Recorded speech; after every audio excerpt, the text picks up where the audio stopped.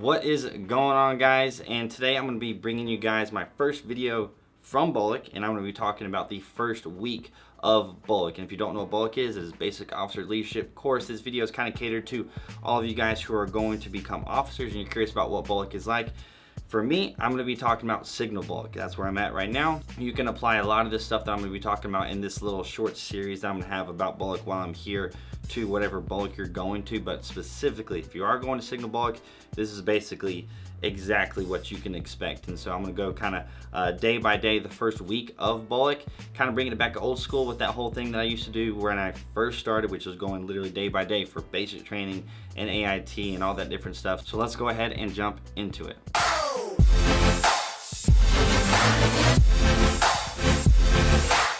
Now I do want to mention that I'm going to cover a bunch of different things. I'm not sure how long this video is going to last, but I am recording this in my hotel room, right? So I'm at BOLC. This is going to be in my hotel room, hence the weird background and everything. It's not the same as it used to be. I would like to put some more stuff on the wall, but since I'm in a hotel room, I can't really do that much. So if you hear like anything outside, I can't really do anything about it because I'm in a hotel right now. And I will show you guys my room later in this video because specifically, you know, if you're going to signal BOLC, this is what you're gonna get basically. If you're going to any other BOLC, most of the time you're going to be staying in a hotel room, and this is going to kind of show you guys that it's not like a really cramped up hotel room.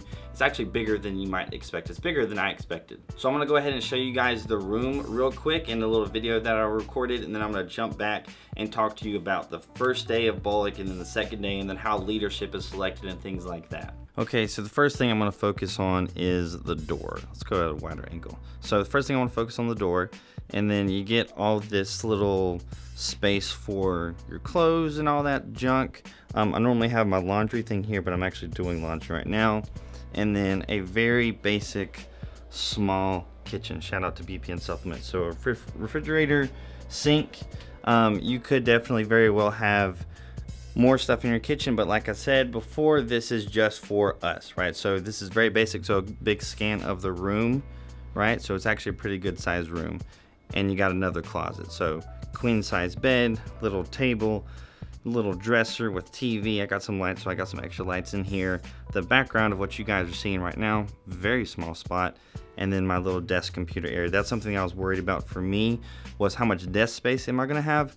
Luckily enough, they have this extra table, right? So I got to make a little L-shaped thing. And then the glorious YouTube play button, pictures of me and Kelly. I don't know if you can see it. And then my 100,000 subscribers hat, which just, if you're curious, looks like this with the little 100K logo flag. I love it. I'd say you got plenty enough space for all of your gear and everything. That's a rucksack. I have a little bit in my car, but there's some space right there.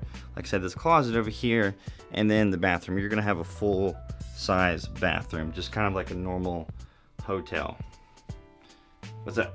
So now I want you guys to keep in mind that I just showed you guys, the room is specifically for signal BOLC at this hotel that we're at right now.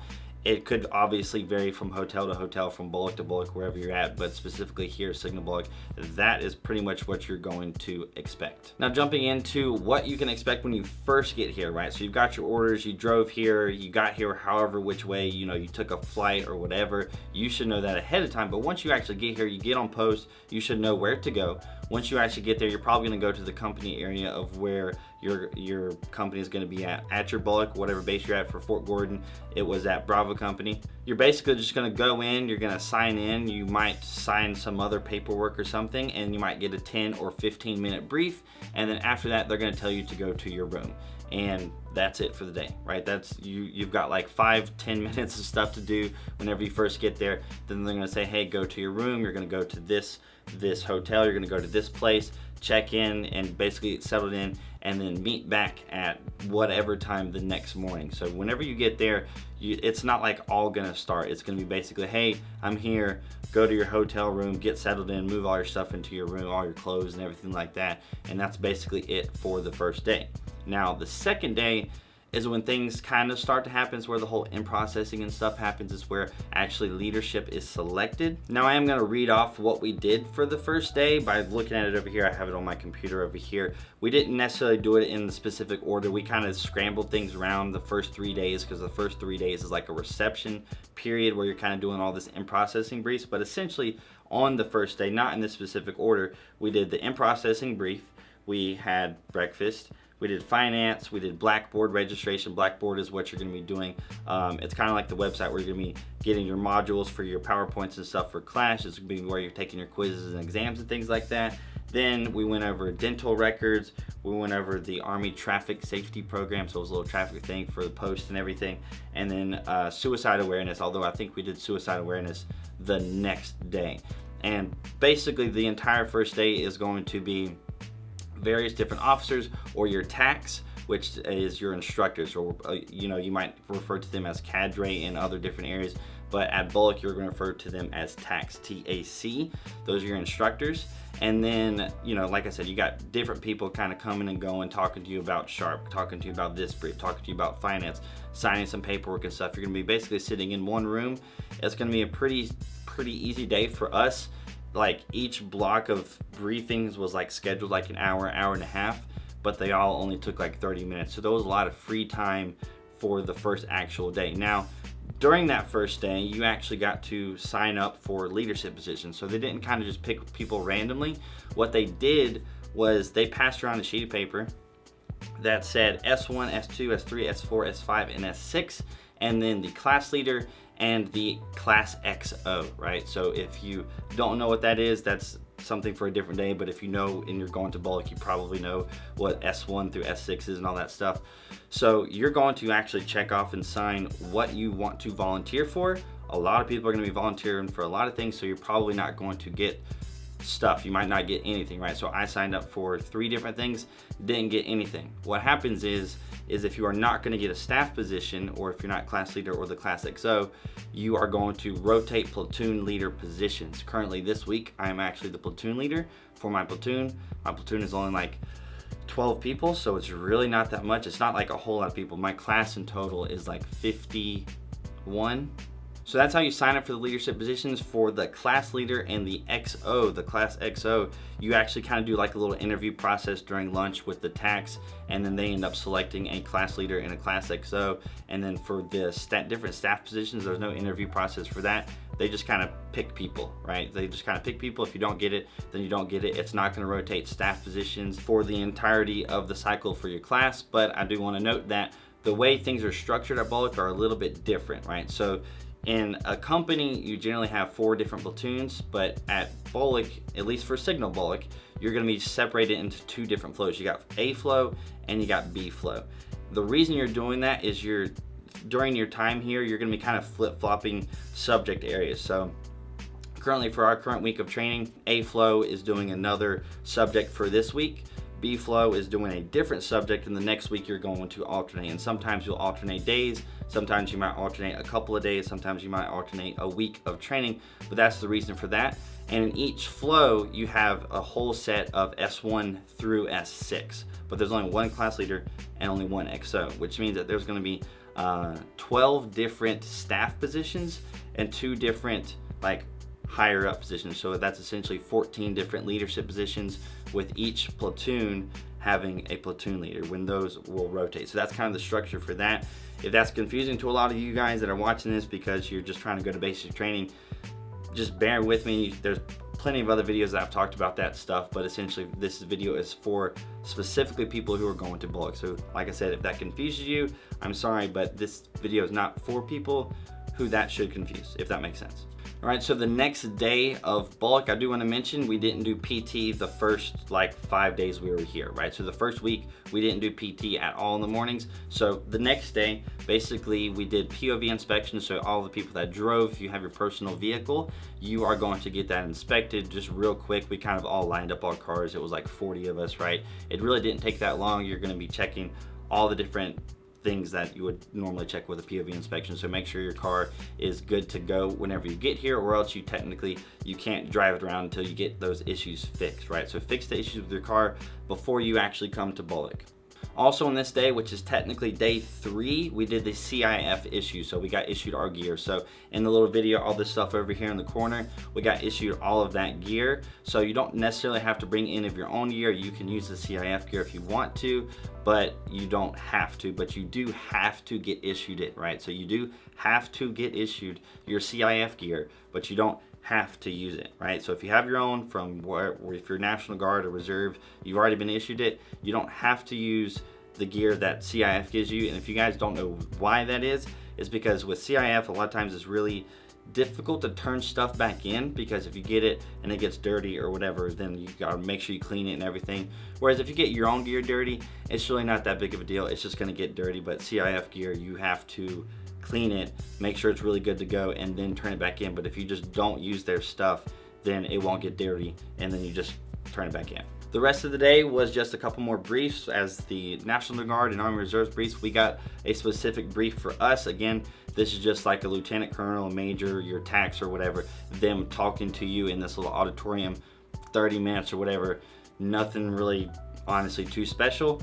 And then we also did command team brief, company and first sergeant brief. So the company commander and the first sergeant came in and did a little brief, a little introductory thing.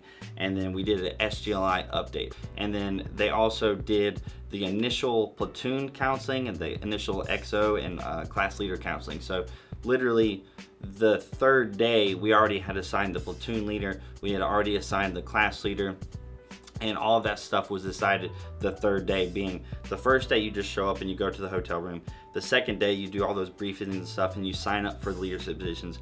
And then the third day, they decide and they give initial counselings to those leaders. Now for me, after the third day was a 4-day weekend, so that was a little bit weird, but I'm gonna still go over the first 5 days of training. So after our 4-day weekend, which for me, I went home for the 4-day weekend because I live near enough by to Fort Gordon. So if you're curious, that's another thing you're curious about, is you have a 250-mile radius of which you can travel without having to submit a pass to actually go home, right? So if you live within 250 miles of your BOLC, you do not have to submit a pass to go home. If you do, you need to submit a pass at least a week before your weekend or whatever weekend you're wanting to go home if you live over 250 miles away. I live like 190 miles away, so it's not a problem for me. But the next 2 days that I want to talk about were really weird. You had a whole bunch of free time, right? A whole bunch of free time. So the next day that we had on Monday, actually I take that back, it was a Tuesday because of the 4-day weekend. It says on the schedule that we did the introduction to the PRT, the prep drill.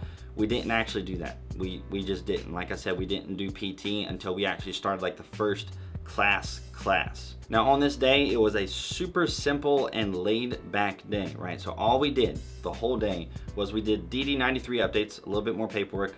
Really didn't take that long, really wasn't that much stuff. We did ASU inspections, so we had to put together our ASUs and we actually got them inspected and measured and all that stuff. That was like a pretty time consuming thing for that day. And then the other thing that we did that was pretty time consuming was the Signal Museum tour. I don't know if this is gonna be the same for any other BOLC that you go to, but for Signal BOLC, you're gonna do a Signal Museum tour. So over near the Signal Towers, there's like a little museum. We went in there and we did like a little scavenger hunt, which is where we had like a piece of paper with like 22 questions or something on it, and we had to basically go throughout the museum and answer the questions, and at the end of it we basically went over it. So it's not graded or anything, it was just like, hey, here's history to the Signal Corps in the Army, and that was it for that day. Like, we were done pretty darn early. There was a lot of free time that day.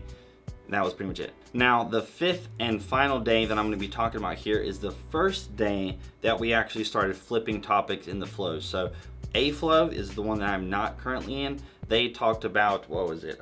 Cultural considerations. And then B flow, the one that I am in, we talked about the TLPs, the troop leading procedures. That was in a little bit more of a classroom format. So went to class for the first part of the day, went to lunch, talked about it after lunch, and then boom, the day was over. So if you're curious now what time lunch is and then what time you're generally done with for the day, now that I've kind of gotten into a normal schedule of when you actually get out, is you're gonna go to lunch usually around 11:30, and you're going to go come back from lunch and be back in class at 1300, and then you're gonna be done with class somewhere between 3 and 4, or 15 and 1600.